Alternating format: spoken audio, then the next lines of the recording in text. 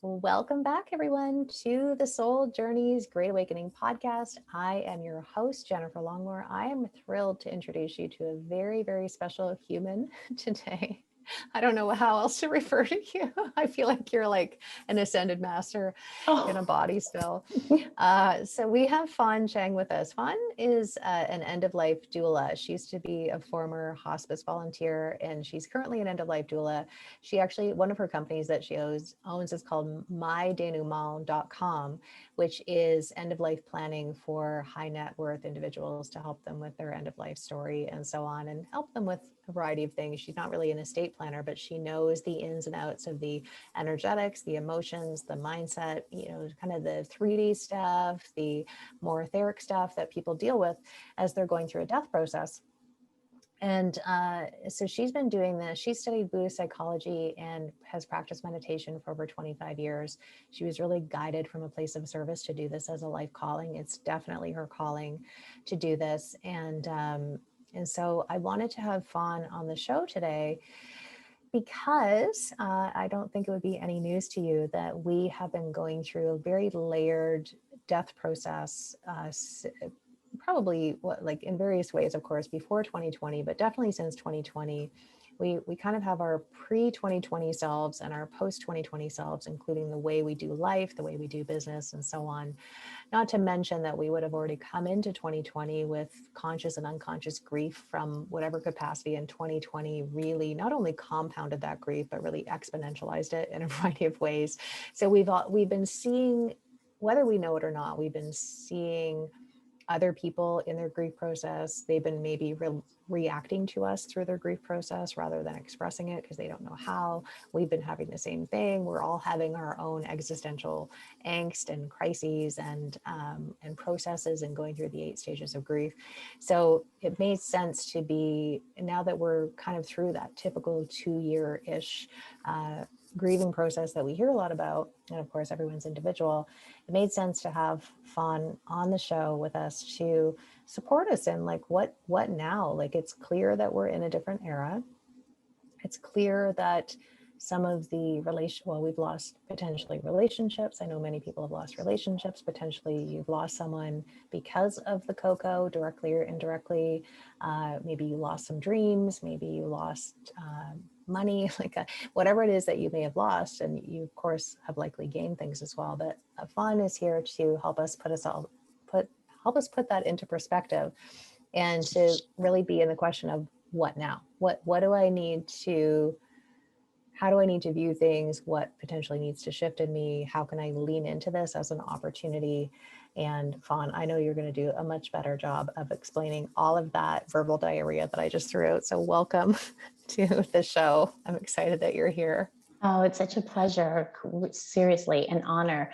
I really could feel your vibes from the moment you invited me. You've been in my world, maybe not physically, but you've been with me. So yeah, thank you for having me here, and thank you for allowing me to talk about this subject.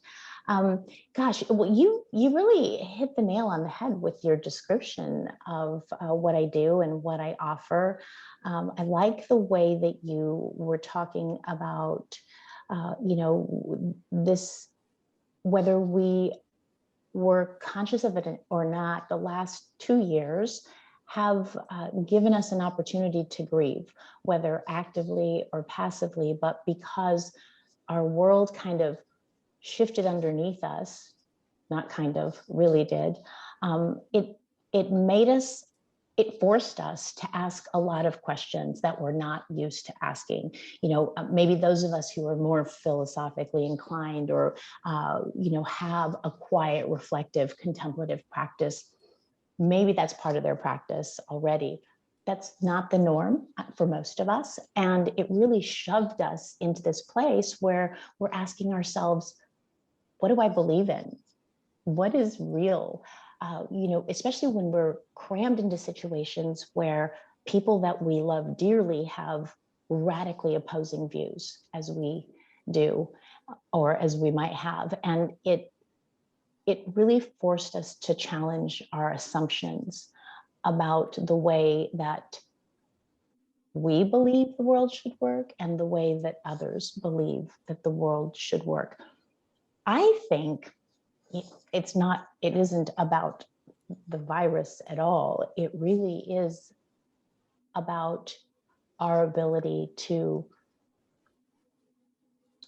manage our response to the world that's happening around us and quickly changing all of the time, and to hopefully observe ourselves in our fear states and in our fully embodied love states.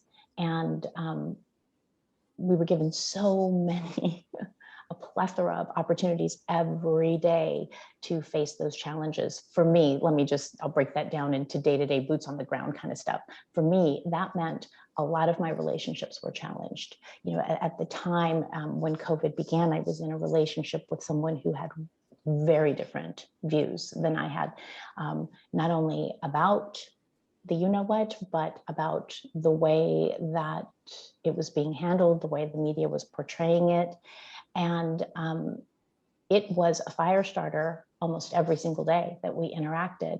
And then I had a very, very dear friend, a best friend who had, we were more aligned in the way that we thought, but still there were some deep fundamental differences in our perspective. And personally, for me, I remember after a big event, it was after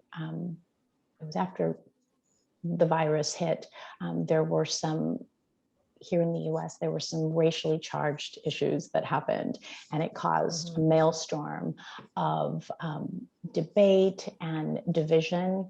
And, personally for me, that just, it threw me for a loop. I remember there was a period of about a week that I just had to get quiet, go inside. That's where I go first anyway, but I had to block out the world around me because there was so much information in my head. I couldn't keep up. My human mind, my human brain could not keep up with all of my assumptions that were radically being challenged, and they were smashing on the ground and they were being thrown against the wall. And every day I felt like I was incarnating into a new being.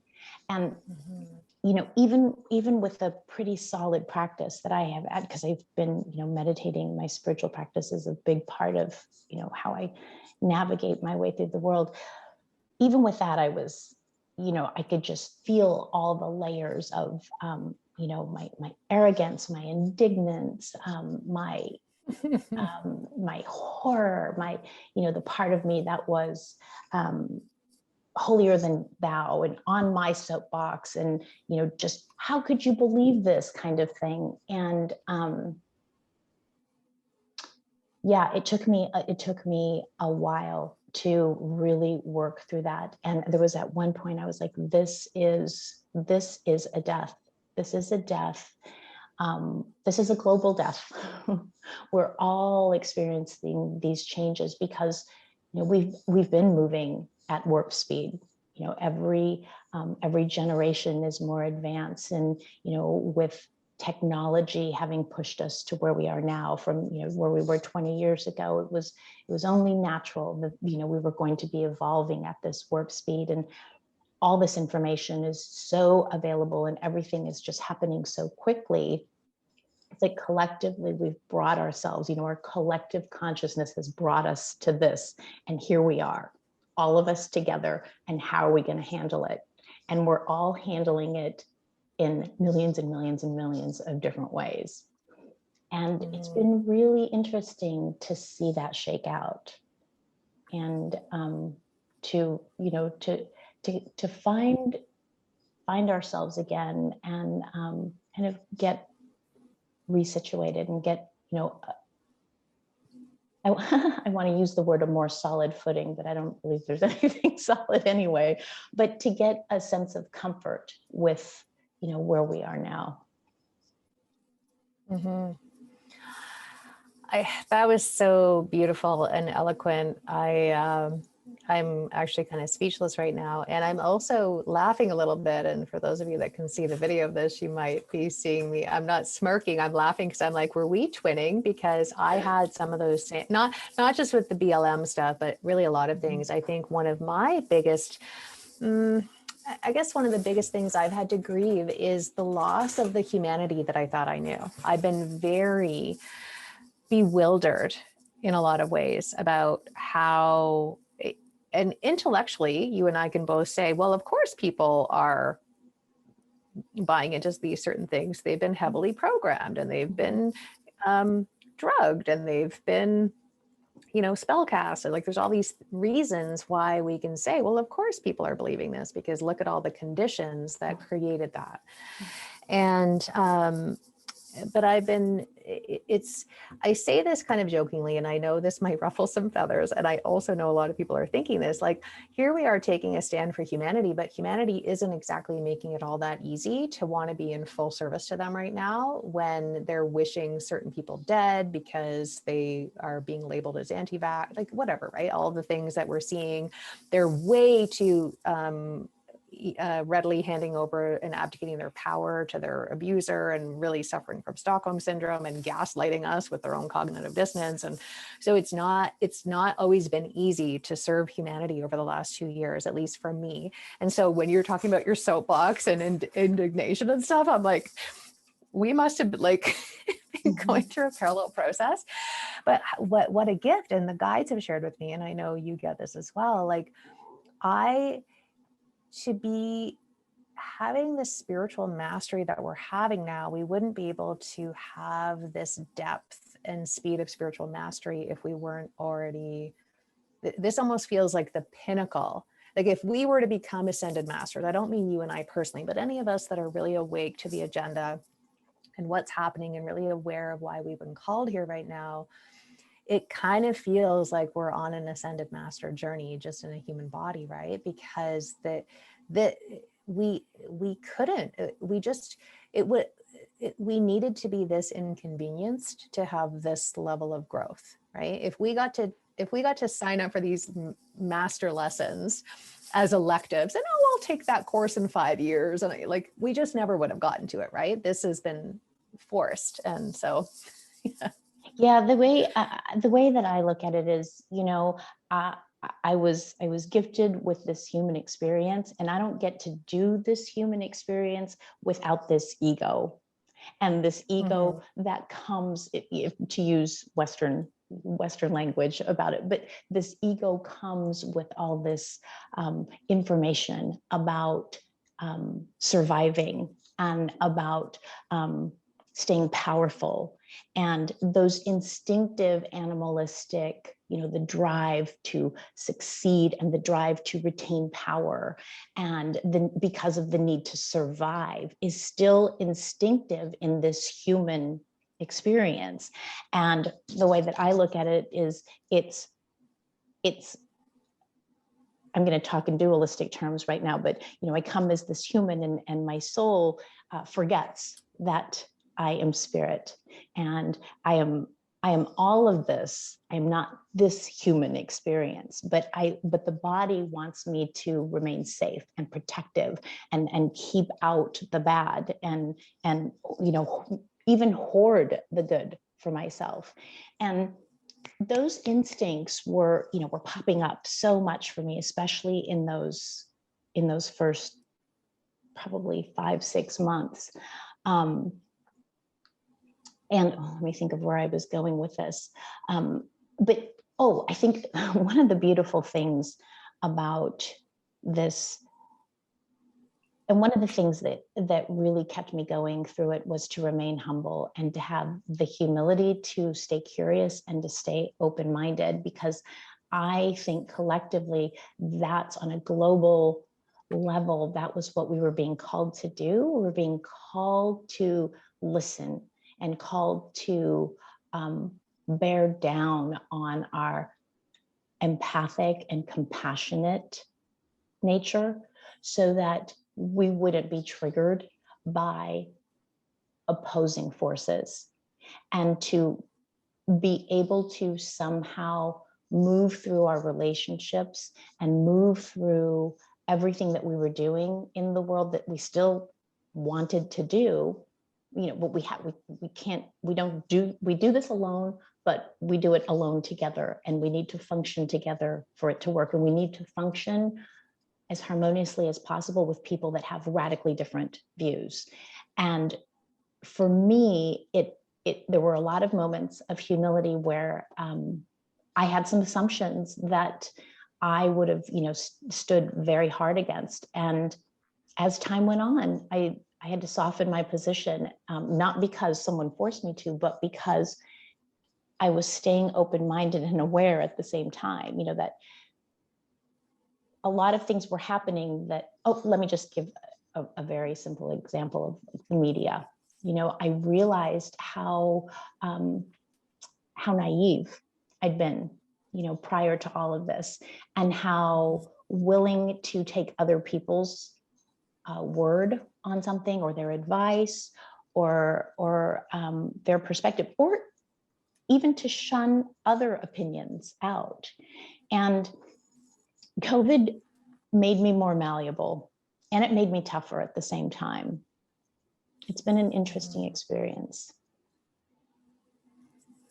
I love that you share that. I'm thinking about, so we have had our mandates lifted, I think, for about 8 to 10 weeks here, meaning the mask mandate. They lifted, like they got everyone vaccinated either through you're not going to be able to go to baseball games, or you're not going to be able to fly or whatever, right? And you can't work. And then probably within about 4 weeks after that, they magically lifted it all. Could you imagine? Because there are people that literally wanted it on record on their public health file that I am vehemently opposed to this thing, and I'm doing it under duress. Like, could you imagine getting to a place where you finally compromise? Like it's excruciating. Like I have no doubt that those folks really contemplated suicide.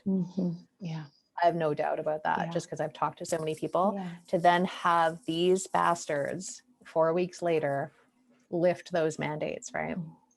So all of that to say that the mandates have been lifted, I'm going to say probably 2.5 months. And so I went through my own internal process. So my husband and most people in my life, not my freedom warrior friends, but most people in my life have chosen to inject themselves with the equivalent of windshield wiper fluid. And I say that jokingly, right? Because I mean, you're not drinking that as 100% poison, 0% health benefits. And there's a lot of creative ways to get access to papers without actually having to put stuff in your body. All of that to say that for the sake of my marriage, because my husband and I are on very different pages, and everyone who listens knows that, I want to be a contribution to our marriage, and I want us to be able to go back and do some of these things. And yet I'm very awake to, for example, we went to Cirque du Soleil on Saturday. I'm very awake of who owns Cirque du Soleil, and I'm very aware of the purpose of entertainment, entertainment. And it's hard to, I'm speaking for myself, but it's hard to be entertained now when you know too much.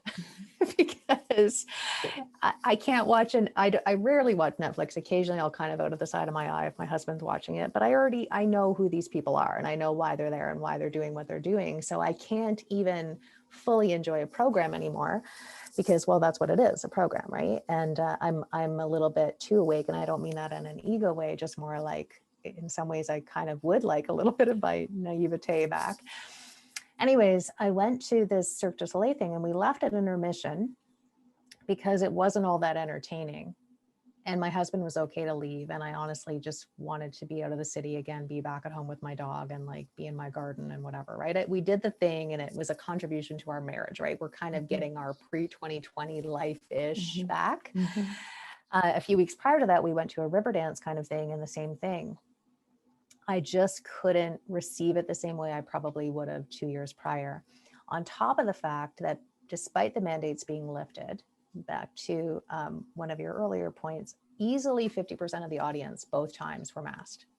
Now I'm going to a professional baseball game in a few weeks, and I imagine a similar experience will be there. Like maybe 40% masks, maybe 30%, but I can reasonably predict there's going to be a lot of masks. And of course, my brain goes to, why are you wearing that? You either love your binky on your face, you're virtue signaling, and you want us all to know that you're still willing to compromise your breathing because you care about me as a complete stranger attending this non-essential performance that nobody's requiring you to be at. It's completely by choice, right? You love, like, whatever it is, right? And so my brain starts going there, and I have to go, stop it. stop. Who fucking cares? Who cares why they're choosing to put this on their face, right? Yeah. And so sorry, go ahead. Oh no, I was sorry, I interrupted you. Boy, I really relate to that. It came down to some, well, and it still is coming down to, in my daily life, a lot of some of the basic rules. I had to tell myself, pick your battles.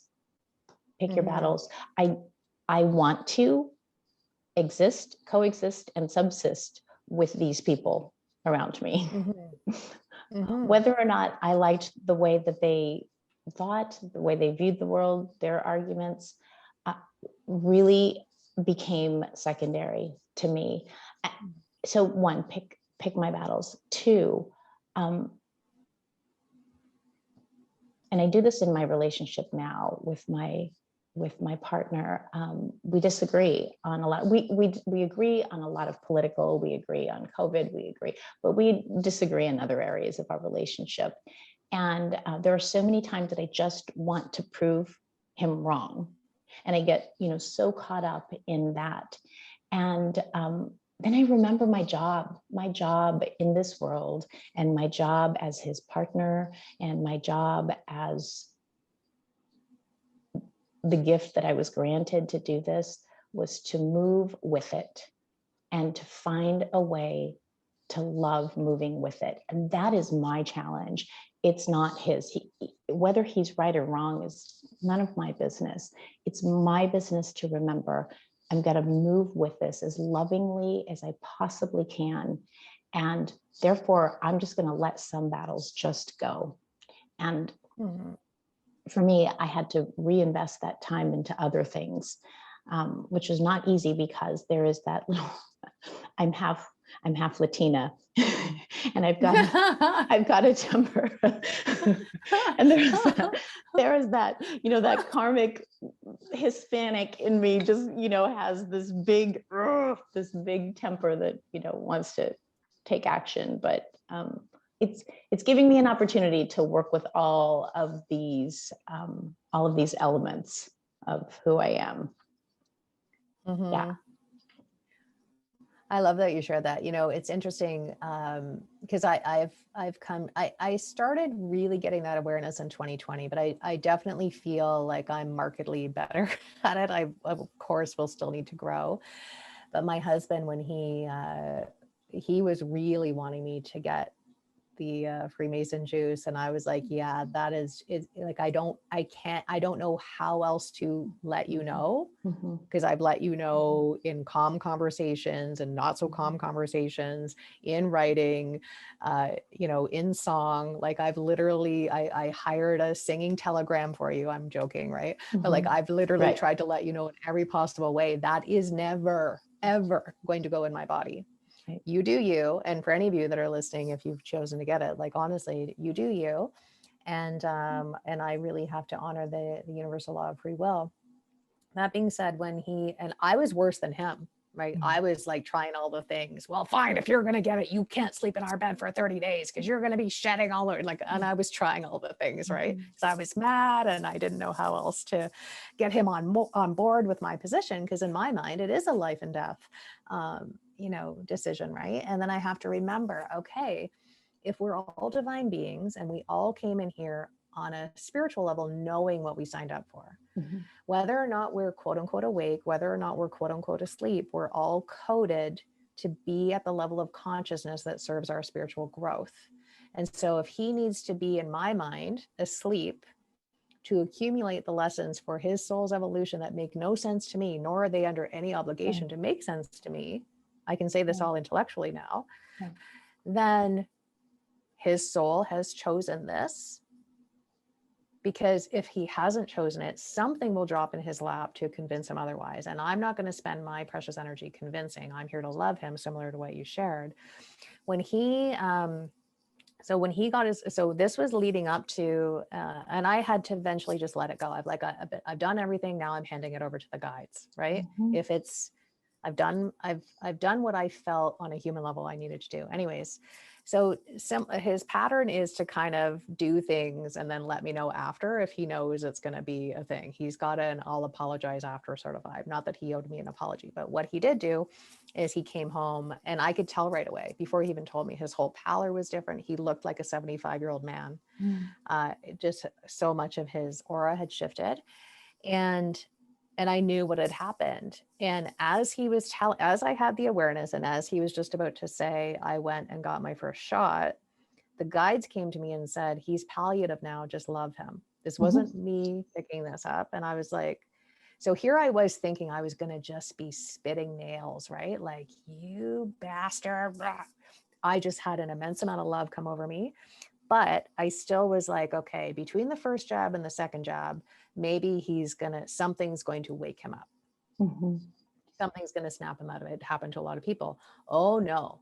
Then by the time he was telling me he was going to get his booster, I was like, okay, like I'm clearly dealing with, and I can see it in him. His pallor is very gray and greenish yellow. He's kind of jaundiced. And this has been since January, January 2022 that he had his booster. And I imagine he's going to get another booster. I imagine he'll keep getting the boosters because he's very much drinking the narrative, right? My point for sharing this is similar to what you shared. It's very, I feel like it's actually been a gift to our relationship for our guides to let me know. Like he might live for 50 years. I don't know. But to be relating to him, the expectations I have of him, knowing that I'm needing to savor every day with him. Maybe arguments I might have been willing to have with him, I'm just not willing to anymore because I constantly think, okay, if this is our last day together, because he could also get hit by a bus. Not that I'm energizing any of that, right? But he could easily be hit by a bus today. Did he leave the house with the energies that I would ideally like him to have left the house with? Like, are our last conversations before he heads out to get groceries for 5 minutes the kind of things I would have wanted to leave him with? God forbid I instead have a cop car arriving on my driveway instead saying, we've got some news for you. Will I be happy with how I've navigated a relationship? It's helping me filter what I say to him, what I don't say to him, how much I tell him I love him, the quality time. So, me going to these shows, for example, I'm really doing it in the spirit of creating quality time and creating memories together. I'm not doing it because I give any forks now about Cirque du Soleil and who owns them and stuff, right? But it got me thinking earlier when you were sharing about the shoulds, the expectations. I think we have this expectation that the world should be fair, that we should all have long lives, that we should outlive or our children should outlive us, or like, I don't know, all the things, right, that we've been done. And because you've been at this for so long and you've just helped so many people through the death journey, if you can think of some of your memorable clients, and then you think of what we're experiencing right now in the world, what advice do you feel they would give us as to how to navigate these times? I think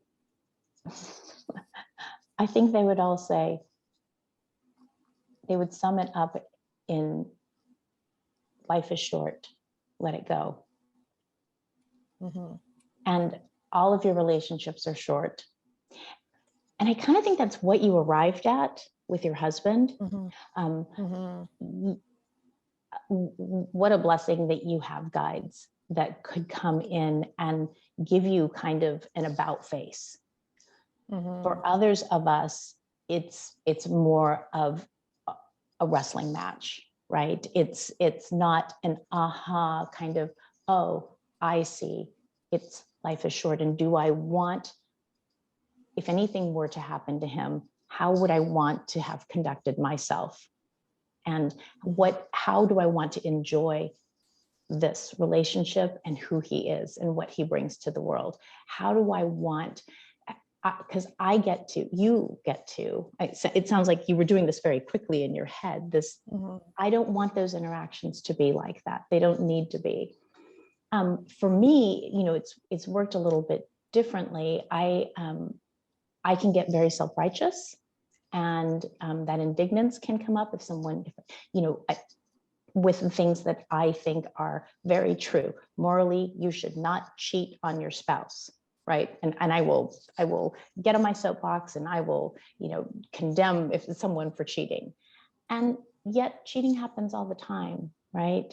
And we all make mistakes. And it's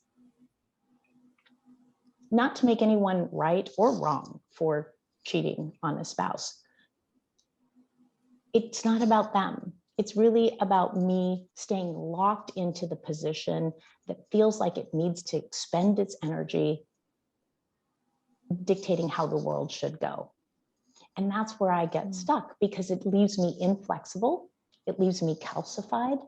And then I can't flow through the world anymore. When I allow the world to be exactly as it is, COVID, vaccines, cheating spouses, you name it, when I allow all of it to be what it is and allow myself to be surprised every moment and grieve what's happening, because I'm letting go of those assumptions every single time. Every day gives me a new opportunity to grieve some kind of assumption, some kind of things should be this way, because things don't go as planned much of the time. And we lose energy, we lose our vibrancy. We become withered with our energy and our vitality when we stay stagnant in this idea of how the world should work. I think the gift really is when we say, it doesn't work that way. And I can let go, that death of the world as we know it, and death of, this optimism or this naivete or this, my spouse is always perfect. That was the silly example, but, I think that's something viscerally most of us can relate to. We can let things be what they are and have this inner trust that I will move through it. And my calling never leaves me, ever. I can flow through this and I'm safe because I will listen to my internal guide, and I will always, that I'm no matter what the hell is that's going on around me, I'm always sacred in this space. That was a fight. It's a fight for me. It's a fight for me. My humanness wants to calcify me, wants to keep me locked in. But those moments of let it die, just let it go. I think that's my printer going off in the background, sorry, spontaneously. I lost my ex-husband, who was my very, very dear friend and my son's father. He died a few months ago, and it was really an exercise of having all of those challenges again, and having the opportunity though to stay flexible with death and to kind of welcome it. And there's a Buddhist story that talks about the Buddha sitting down with our fear and sitting down with death and saying, come have tea. Because when we can come and we can invite that in, we can talk through it. We can talk through our fears. We can start to shed some of the self-righteous notions of what this world should look like and how it should work. And it allows us, I think, to be open to the wonder, to be curious. What's next? And I can show up confidently. As you were sharing that, it occurred to me, because I definitely have that self-righteous thing too. And I realize it comes from a place of control. I'm trying to control the shoulds. We should have freedom to move around and breathe freely. We should have bodily autonomy. We should have these things. And I do believe that on a divine level, yeah, of course, right? The reality is, here we are. And so this was part of it, like, take your mask off. Why are you giving up your right to breathe freely? And it was coming from a good place, But I realized at the core of it, I was trying to calibrate the world at large to the shoulds that we really should be entitled to, but for a variety of reasons we're not, right? And so how do we shift? Okay, so knowing that there's just going to be some things that are out of our control, there are going to be some technologies that are available to controllers and just other things that we're just never going to bring to this quote unquote fight that we're in, right? We're heavily disadvantaged as far as the weaponry, the energetic weaponry, the physical all the things in the psychological, spiritual, energetic war that we're in, which always feels weird to say that because I'm not a big fan of using that term war. How do we outcreate this? What is at our advantage? How do we make this time about spiritual mastery or whatever it is we're being guided to do, but how do we live in that curiosity and wonder like you're suggesting? How can it be invitational instead of feeling like something we have to consciously or unconsciously control? Yeah, I think for me, remembering that we're in control of very, very little, except for our own attitude and our own response. And the ultimate freedom is always here, always. It's always inside. I can be on any dimension at any moment in any situation because that's a conscious choice. And that comes with the trust, and the trust in my experience of it is always going to be open. That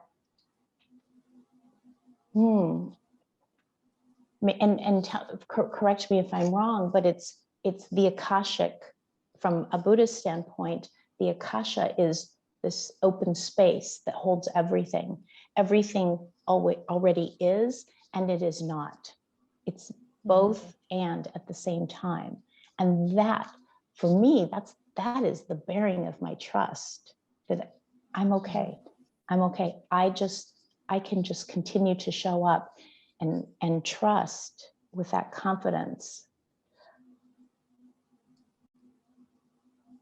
I think, I don't know, for me, that just, how did that come for you in your practice and your understanding? And maybe my understanding of Akasha is different than how you practice, but I think I can remember being very young and having this sense and understanding of God and wanting to use religion to get to him, but knowing that was a tool, but I still loved it. You know, I grew up with East meets West. It had Catholic and Eastern philosophy, you know, in my world, because I'm half Mexican, half Chinese. So there was always this strong curiosity. And I used religion to kind of understand it, but it was, you know, my human nature was to use the ladder and use the ropes to do it. And then through the practice of whatever, whether it was prayer, you know, from a Christian perspective, or it was meditating from a Buddhist perspective, it didn't matter which ladder. All of a sudden, there was just this understanding and this sense of knowing, right? And that sense of knowing is so clear. I'm assuming that it is for you. That I fall back on that, and I fall back on that trust, and that I'm always protected and I'm always safe. And all I can control is how I'm responding to each moment. And the intention, you know, having that be heart-centered, and it is a fight sometimes, often. But that's always what I fall back on. How is that for you? I appreciate you saying that, because I think, you know, you're clearly the embodiment of your work. Anyone that's tuning in right now is going to feel that you definitely are a master of your craft, so to speak. And so acknowledging, and similar to me, like, it's one thing for me to teach about universal laws, and have an understanding of them. Like, I think I had a pretty good understanding, mastery of them pre 2020. Then 2020 came and I'm like, oh, I'm being invited to really deeply understand the universal law of free will. Oh, thank you, I think, for this invitation, right? And that's what I filtered a lot of things through. What would a spiritual teacher do in this situation? What's the perspective that someone who truly teaches about universal laws, how are they really, I didn't get it right all the time. I'm not saying I did. But back to your thing, I was given the gift of two parents who were highly allergic to religion because they were forced to go to church all the time, Mhm.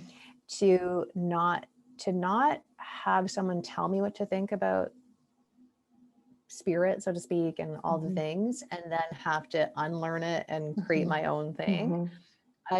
Anytime I tried to lean into religion, it was like I was having an allergic reaction energetically. That's not Mhm. to say it's bad, because I do love to go in Catholic cathedrals. They're absolutely stunning. Right. If anything, I made a point of actually going to a lot of Buddhist temples, just because I didn't know there's like over 2,000 different sects of Buddhism.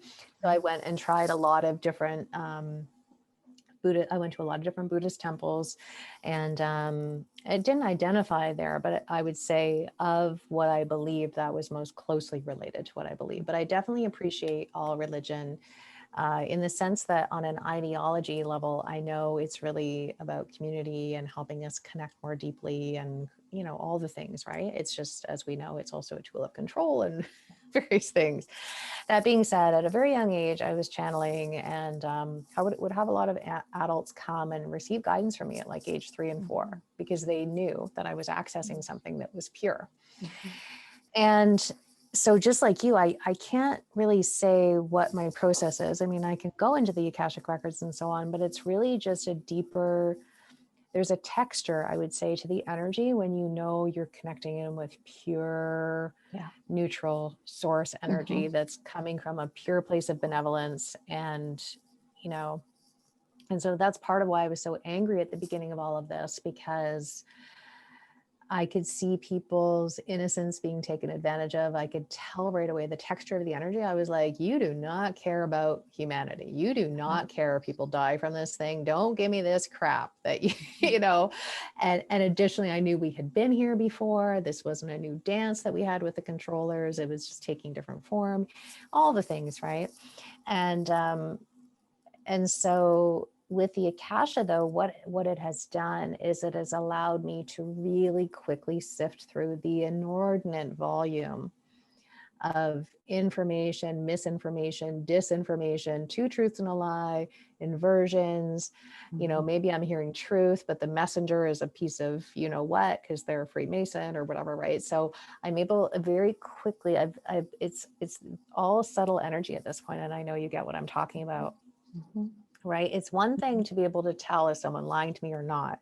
That's pretty easy, I think, for anyone that's intuitive. There's just a texture. When someone has a coaching call with you and they cancel 5 minutes before and they say, I'm sick, whether that person's sick or whatever. When someone asks you to go out for coffee, are they asking me out for coffee, or are they wanting to pick my brain? There's just a texture. This I'm actually very grateful for this level of mastery that we've been given, and myself in particular, to really feel into the nuances of energy and what, it's not just enough to feel like something's true. Then we have to intuit whether something's true, and then we have to use critical thinking. So more is being asked of us, right? Because some things were true. You can put truth inside of a shit sandwich, right? And people feel the truth, but they weren't feeling the shit that it was sandwiched in. So just because 10% of something felt true, they weren't able to really dance with it long enough to be like, okay, but is all of this true? What does all of it feel true in my body? So I've been grateful for a lot of things. And I think even being given the opportunity, I know I'm not alone when I say this, that I've been like, okay, is this a planet that I want to stay on? This, where it's going, knowing that the version of the planet I thought I wanted to live on, it doesn't exist. It didn't exist before, but I just didn't realize it didn't exist before. But this new version of increased control, like even astrologically speaking, we're in a 45-year tyrannical cycle. We're halfway through this tyrannical cycle. And knowing, seeing the absolute just, I don't even have a word for it. What's happening in China, for example, I'm just, I have no words. I have no words that we could even remotely be okay with how humans are being treated on this planet. Mm-hmm. Seeing, and some of the other countries too, I know the Philippines is getting really, they're magically having a lot of fires that have been creating a lot of displacement. I think Taiwan is starting to see some stuff. And then we look at the Russia-Ukraine psyop, and then it makes you wonder about all wars, like what have we been told versus what was actually happening on the ground, and how much of people's own governments are actually attacking them versus the alleged enemy they're claiming. You look at how people in Australia in particular, like, wow, just astounding how such a seemingly free country could go into almost a China-like state. And I don't say that to be disrespectful, right? Like I know many, in fact, I've met many of my friends who are Chinese will say, like, how are people not seeing the propaganda? I grew up in China. I could see this, like they were shocked when they came to other countries to see, like, why are so many people watching the news? Don't you know this is government propaganda, right? So escaping China as an example, Mm-hmm. and I know many people have escaped other dictatorship type of countries as well.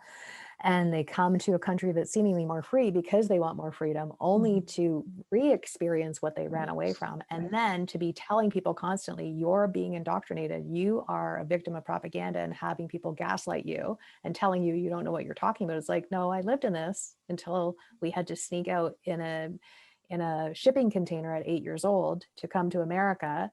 Don't tell me that I don't know what propaganda looks like, right? So it's observing all of that, and then also seeing what was happening in South Africa and Africa, and then all of the stuff we've come to learn about Africa and the inversions and psyops there and so on. So how, now that we really have a good sense, and we of course still have so much we will probably never know, but now that we have a good sense, I think many of us that are awake are like, ooh, maybe I'm too awake for my own good. How do I live on this planet being this awake to what's going on? How do I deal with this existential angst of, do I still want to be here? And if I am, what is this going to look like? How am I going to live on this planet in this new iteration of me, much of which has died, so to speak, right? Has gone through a metamorphosis, has definitely gone through that cocoon into a butterfly sort of, thing. So how do you, because this is the big thing. This is a show, like, you're very awake, and I only have people on that are awake.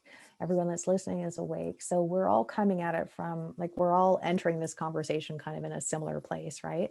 And I know many people are living, or listening, thinking, how do I deal with existential angst? How do I make peace with this? And I know it's a big conversation, but maybe you have some questions that people can journal on, or just some mantras to consider, things like that can help at least move some energy.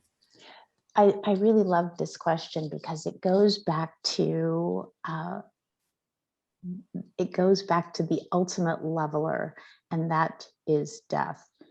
For me, when we start contemplating our mortality and we realize this life is finite, at least in this physical body, right? Depending on what you believe.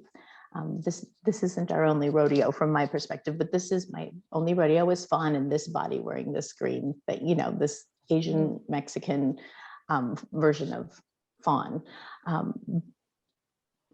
What is my deepest longing for this experience of Fawn? What is it that calling that Fawn has, that thing that murmurs in her heart, whether I'm awake to it or not? What is it that I want? So let me turn the question to you. What is it that you really want? If you knew that you were going to die soon, how do you want to look back at your life?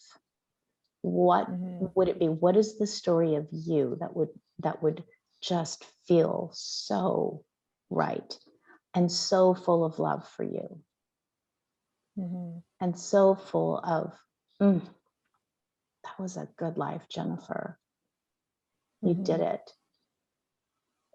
You know, for me, you know, with the shit show, even with the shit show, because we can do it. Anyone can do it when it's easy. Anyone can. No one has to try when it's easy. This asks us to rise, right? It asks us to ascend. And what does that look like for each one of us? And I think that is a very personal and intimate question and journaling experience that we have to ask ourselves. Okay, what does it look like? What does this life look like for me? You know, when it ends, if my consciousness looks backward at it and says, that was good. That was good. I definitely feel like I'm there. You know, the first thing I want to actually, I just had a dot connect, so I appreciate that. So one of the things I noticed is that we had a mass arrested development. What we became acutely aware of, us, those of our awake, is like, holy shit, there's a lot of adults stuck at, most of them 3 to 5 years old, but a lot of adolescents, myself included. I was like, dang, I was letting mom and dad, AKA government, take care of the big stuff. You go take care of poverty. You go take care of clean water. You go take care of all this stuff. And I'll gladly send some money to you. You go take care of that stuff. And I'm going to go live my life and pay bills and buy groceries and maybe travel and live this mirage of an adult life. But there were still some things, I think all of us were but letting mom and dad take care of the big stuff. And so one of the things I've noticed is some people have just chosen to really be in that arrested development, that adolescence, right? But in that, to my point, back to your question, if we're all stuck in adolescence at best, at least up until 2020, when you're that age, you're invincible. People tell you one day you're going to die. People tell you to make the most of life, but how many of us really do? I have to wonder if our willingness to leave arrested development and really become fully embodied adults also determines the depth and the degree to which we can go into that question. Yes, absolutely. Like we had to let go of that teenage, I'm invisible energy and like really go, what am I doing with this life? Yeah. Because you don't know what you don't know, right? You don't have the wake up until it crashes, right? And so COVID was the crash. And some of us went, whoa, poof, it took us for a spin. There were a few of us that were like, it's all good. I'm all good with it, right? I would have loved to be, you know, at that level.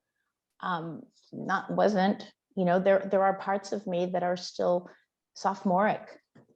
And there are parts of me that are elevated and are there. And any one of those girls can show up at any moment in a given day.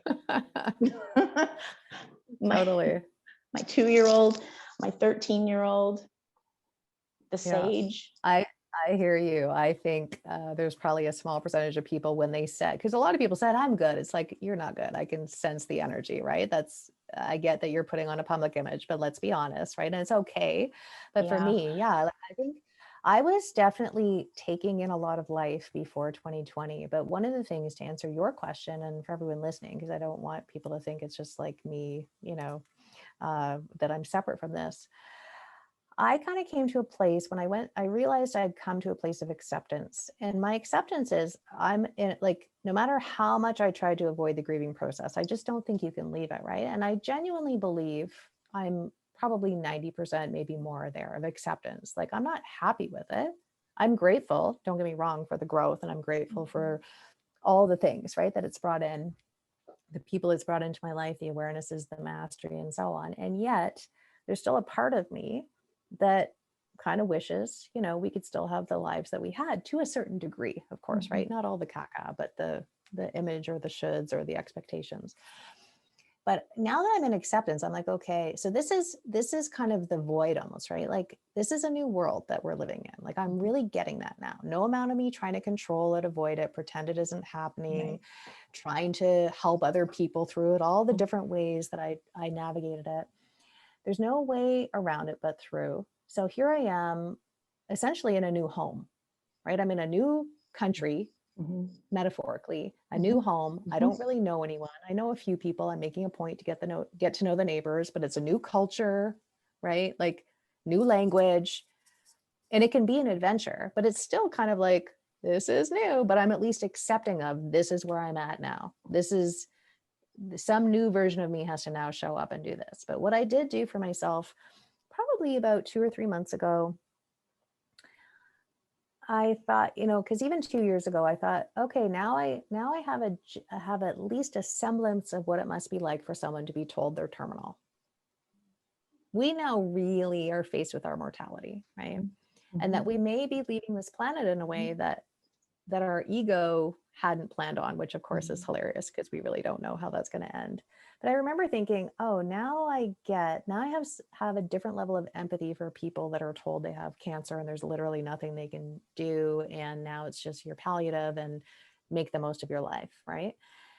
And so I started having that awareness 2 years ago, and it's progressed. But now I'm at a place where, of course, I'm not energizing the fact that I'm terminal, and I'm not terminal for anyone listening and maybe only hearing part of what I'm saying. I'm fully alive, I'm healthy, whatever. But metaphorically, what I've done is I've said, okay, if a doctor told me today that I had 2 years to live,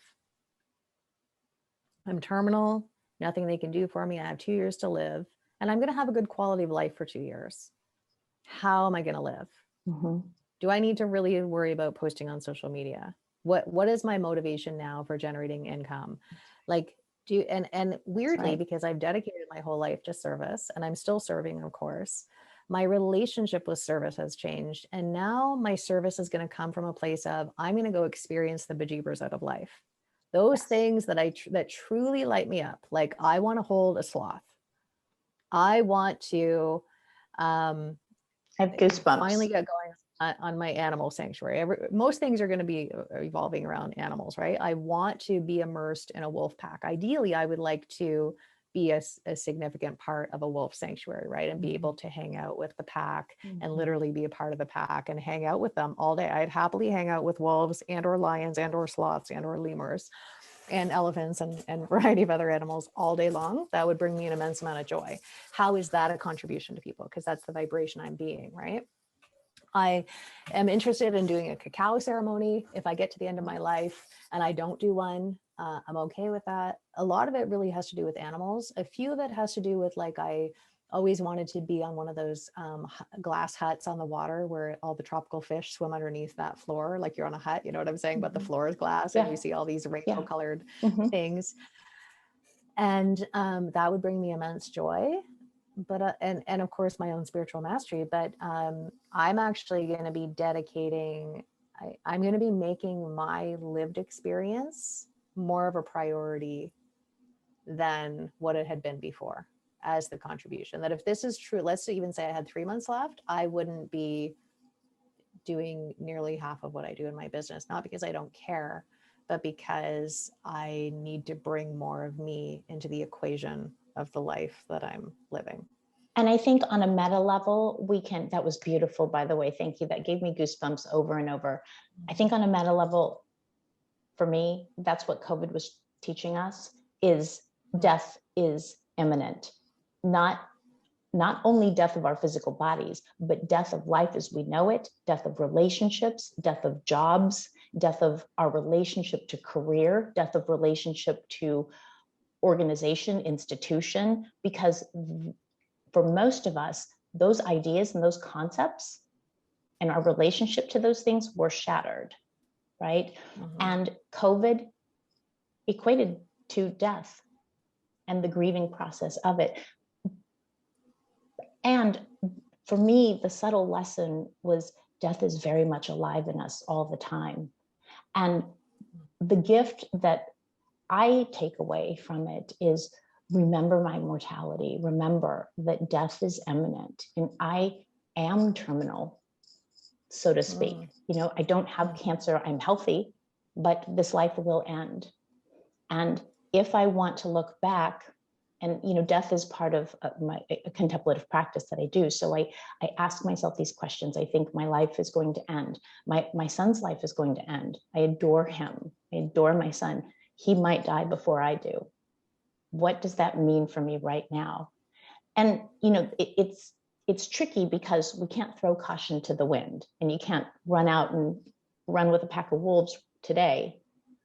But you can certainly keep that heaven, that joyful heaven of being with sloths and lemurs and lions. Did you include lions? I think lions was in there. Yes, I did. Yeah. Lions in there, that you can keep that close. And keeping it very, very close, intimately close, like everyday kind of close, helps you negotiate the worry and the anxiety over the things that you really can't control anyway. Right? So it tempers and it changes us on a cellular level, because we start to care less about things that we were so locked into before. That's at least what I've learned from this. I've learned to care less about a lot of things. I have a proclivity in this lifetime, this karmic things. I am vain. I love being a woman. I love shopping. I love makeup. I love hair. I love, that vanity on the one hand is very playful. It's very expressive. And it has also become a skill for me. On the darker side of that, I can become obsessed with, am I thin enough? Do I look good enough? What happens when I'm aging? What happens when I turn 55, right? So, there's this combination of it, but death always reminds me, you could die next week. You could die a year from now, or your son could die next month. Do I want to spend my time obsessing over the things that don't give me joy? I don't know if that made any sense. Totally. And it got the joy word sparked something for me, which is that's actually what I filter this through. Like, how much more joy can I bring into my life? And if it's not really going to be a contribution to joy in some capacity, then I'm just going to have to let it go. And I think that's a good thing. And we, I know Robin McKay. For those of you that have listened to the podcast, we've had Robin on. If you don't know Robin, you should check her out. But Robin has a doctorate, is the doctor of psychology, and her and I were in Vegas in November 2019, and we were told everything that was going to happen. We had no idea how it was going to play out, but we had a guidance team, basically a very, very high level council of light, come in and channel to us for hours in this hotel room in Vegas, of all places, right? Telling us basically the world's coming to an end, and none of us knew that. We didn't know that, and it didn't say like the world's going to explode. It was just like the world, this planet is going to release humanity. It'll no longer be a place that houses humanity. Humanity's going to move over to a different planet over time, different consciousness. There's people that are here to bridge the transition, various things. But anyway, so we were asking it a lot of questions, and it's too hard to dissect right now. It was a very profound experience. But the big thing that came from that was, so we were like, okay, well, what do we do? And they said, and how do we help humanity through this? And they said, you be the embodiment of joy, and you keep tapping into the energy of joy, and you channel the energy of joy to people. That's what's going to get people through this. It's the highest vibration for us to be in. And if we can stay plugged into that. So when you were talking about that, I think that's in part what I've been doing, especially way more consciously over the last few months, is what is truly going to be a contribution of joy to me? Even thinking about the animals, like you said, or for whatever any of you are tuning into, right? What is going to bring you joy? Even if you're not doing it, just thinking about the idea of doing it still allows you to tap into that energy, knowing that one day you're going to make that a reality to the best of your ability. That's the stuff that gets us through. Because in that state of joy, it's such a high vibration. It's not that we're bypassing, it's just that it's hard to be marinating in depression or apathy or fear or anxiety and hold a high state of joy at the same time. It's just like, you can't be angry and if you can fake a smile right now, eventually your anger goes away. You eventually legit start smiling. because they can't exist in the same plane. Mhm. Right. And so I love that. I mean, there's so much we can unpack. And I actually think, Fawn, if you're cool with it, it would be great to have you back and we can maybe dive into some other things. And but for now, can you let people know how they can continue to stay connected with you, carry on the conversation with you, potentially be supported by your magic? Hmm. Well, so you can find me on Instagram, Fawn Cheng. You can go to my website, fawncheng.com. If you are interested in taking a look at what would a good death look like for me, and by good death, I don't mean like dying and dying in your sleep, which most of us would like for it to be painless when that time comes. But what I mean is, what is the story of my life? How do I want to have impacted others? But also, what does comfort mean to me? And all the things that come with this life, even down to your digital footprint, your physical assets, your wealth, all of those things. They can go to my website, mydenouement.com. That spelling is tricky because it is a French word, but if you go to my website, fawncheng.com, it can direct you there to the other website. So thanks for having me. Thank you. Thanks to all of you. Please share this with anyone that you think would get value from it, which I really honestly think everyone. And please let us know in the comments and even through social media how this impacted you. I love for you to move this energy forward. And this is my projection, but I do think it takes some courage to be having these conversations, and then to be taking this conversation further and going into your journal and potentially reaching out to Fawn or whomever you're going to reach out to not be looking at death as a bad thing. I do think that's part of our conditioning, but it's really about what's the quality of life I'm creating for myself while I'm here, and what's the impact and the footprint and stuff, like you said, right? And let's be proactive about it. For those of us that are conscious co-creators and really live in that energy of being a conscious co-creator, this actually in some ways is kind of an invitation to be fun almost, right? Or to be playful and so on, and really be creating from a place of joy and intentionality, which is what a conscious co-creator would do. So that's an invitation. Obviously you can take that for what it's worth. I do appreciate all of you being here. Thank you for being here, as always, supporting the show. We'll see you again next time. Bye for now.